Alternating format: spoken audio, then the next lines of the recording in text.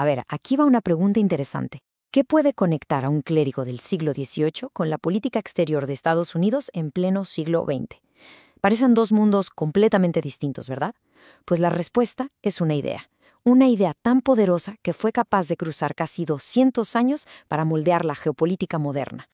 En este análisis vamos a desentrañar esa conexión tan sorprendente entre Malthus y Kissinger y cómo una simple idea puede proyectar una sombra tan, pero tan larga que termina vinculando algo como la demografía, o sea, el número de habitantes, directamente con la seguridad nacional de una potencia mundial. Bueno, empecemos por el principio. ¿Cómo es posible que un ensayo escrito hace más de 200 años termine de alguna manera convirtiéndose en la base de un documento de seguridad de alto secreto en la Casa Blanca? A ver, sigámosle el rastro. Y todo comienza aquí, con este hombre, Thomas Malthus. Allá por 1798, este clérigo inglés publicó un texto que de verdad cambió las reglas del juego sobre cómo el mundo pensaba acerca de la población. Su obra, Ensayo sobre el principio de la población, plantea una teoría que para la época fue, súper radical. ¿Y las consecuencias que tendría? Créanme, nadie se las podría haber imaginado. Y bueno, ¿cuál fue esta idea tan explosiva?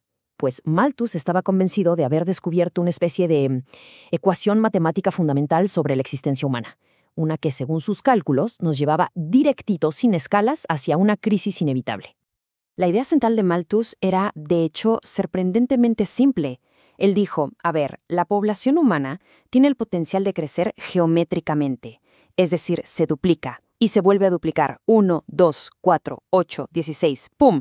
Mientras que la producción de alimentos con todo el esfuerzo del mundo solo puede aumentar aritméticamente, o sea, de forma lineal, 1, 2, 3, 4.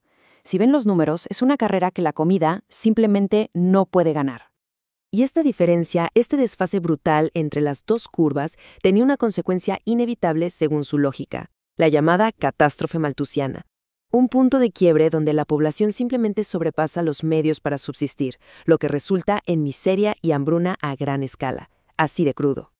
Pero ojo, Malthus no solo diagnosticó el problema, no, él también propuso soluciones.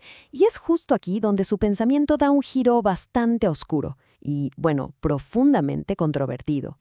Primero estaban los que él llamaba frenos positivos. Es un nombre bastante suave para describir eventos terribles que aumentan la tasa de mortalidad.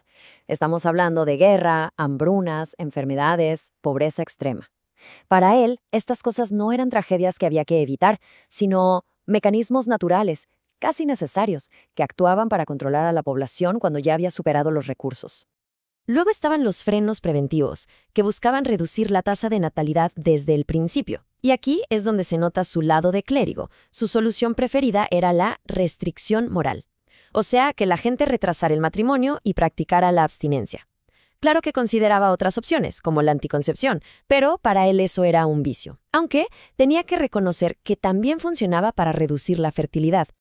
Y ahora, hagamos un salto enorme en el tiempo. Vámonos casi 200 años al futuro. La idea de Malthus, que había estado por ahí, medio latente en círculos académicos, de repente está a punto de ser resucitada. Es 1974, un mundo completamente distinto, y el gobierno de Estados Unidos encarga un informe secreto que va a desempolvar estas viejas ideas para darles un propósito totalmente nuevo y muy, muy poderoso. Así que, bienvenidos a los años 70.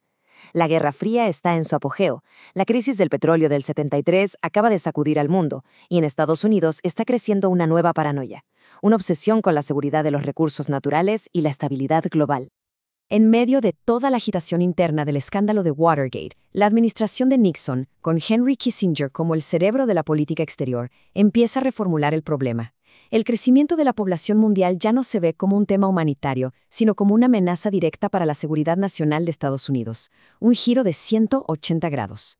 Y esta nueva perspectiva quedó totalmente consolidada en un documento que se mantuvo clasificado por décadas, el Memorando de Estudio de Seguridad Nacional 200, que hoy en día conocemos simplemente como el Informe Kissinger.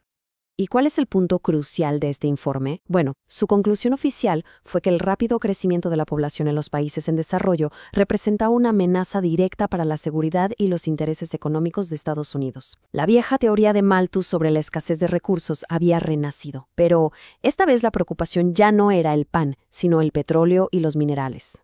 La lógica era puramente estratégica. El informe identificó a 13 países como prioritarios, pero no por razones humanitarias, sino porque Estados Unidos dependía de sus recursos. Se decía que el crecimiento poblacional en lugares como Brasil, Nigeria o México podía llevar a inestabilidad política, y eso, por supuesto, amenazaba directamente el acceso estadounidense a minerales y petróleo vitales para su economía. Entonces, ¿cómo se convierte esta teoría en política real, en acciones concretas? Pues el informe proponía una estrategia con varios frentes para atacar el problema. La estrategia era muy integral. Primero, promover masivamente la planificación familiar a través de agencias como USAID. Segundo, considerar la opción de condicionar la ayuda económica y alimentaria a que los países cooperaran en estos programas. Tercero, mejorar la educación y el empleo para las mujeres, no solo por desarrollo, sino como una forma indirecta de bajar las tasas de fertilidad. Y cuarto, algo muy astuto, usar organismos internacionales como la ONU para legitimar y ejecutar estas políticas. Y esta cita del informe es increíblemente reveladora. Recomendaba explícitamente evitar el término control de la natalidad y, en su lugar, usar frases más aceptables como planificación familiar. Esto demuestra un cálculo político muy cuidadoso para evitar a toda costa que los vieran como una política coercitiva o imperialista. Al final del día, el objetivo económico era brutalmente simple: reducir la población en estas naciones para que consumieran menos de sus propios recursos. Porque si menos gente consume localmente, significa que hay un mayor excedente de materias primas, un excedente que se podía exportar y consumir en Estados Unidos. Era, en esencia, la lógica malthusiana, pero aplicada a la economía global.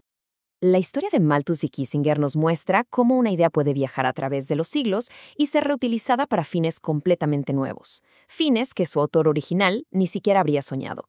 Y esto nos deja con una pregunta final. ¿Qué otras ideas históricas, que quizás damos por muertas, estarán moldeando nuestro mundo actual de maneras que todavía no podemos ver?